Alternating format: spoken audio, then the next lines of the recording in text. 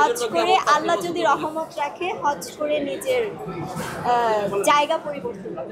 আপনি সিনেমা থেকে বিদায় নিতে চেয়েছেন, যে কিছুদিন পরে আমি সিনেমা থেকে বিদায় নেব, কেন বলেছিলেন? আপনি বলেছিলেন না, আপনাদের ধারণা ভুল, কারণ আমি সিনেমা থেকে মোটেও বিদায় নিতে চাইনি। আমি বলেছি আমি আমার শখ পূরণ করতে এসেছি। আমি বললাম যে বাংলাদেশে একজন ভালো অভিনেত্রী হিসেবে নিজেকে দেখতে চাই।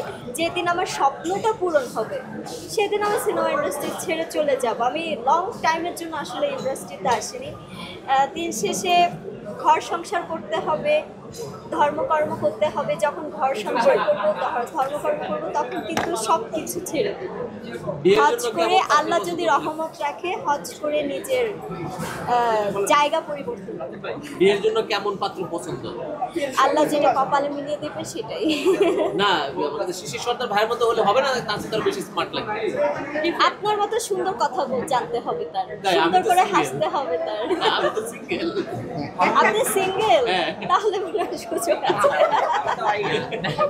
আচ্ছা, আজকে বরকাটা কোথা থেকে কিনে নিয়ে এসেছেন? Just fun, don't be serious, ওকে?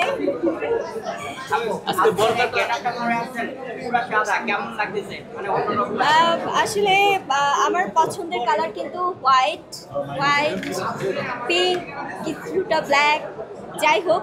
তো আমি সবসময় চিন্তা করি আসলে সাদা রঙের মতো আর কিছু নেই। আমি একটা সাদামাটা পায়রা হতে চাই। আমি এখন বেশিরভাগ যেই মানে ড্রেস ক্যারি করার বেশিরভাগ আমার কালার হচ্ছে হোয়াইট।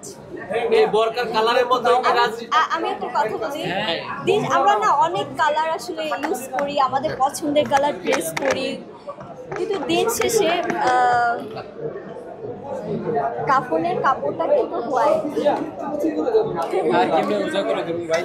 রাজদীপার মন কি এই সাদার মতোই সাদা, নাকি ভিতরে ভিন্ন রং কালা? না না, তাহলে তো হতোই, তাই না? কোনো মানুষ পরিপূর্ণ না, ভালো মন্দ মিলিয়ে মানুষ। আমার মাঝে ভালো আছে, মন্দ আছে, তবে দিন শেষে এটা দেখতে হবে কতটুকু মন্দ আছে, কতটুকু ভালো আছে। এটা আসলে বাহিরের মানুষ বলবে, এটা আমি কখনোই বলতে পারবো না। আপনি ঈদে কি কখনো বাইরের দেশে মার্কেট করতে যাওয়া হয়েছে? হ্যাঁ, আমার বয়ফ্রেন্ড ফোন করছে, যাই আল্লাহ।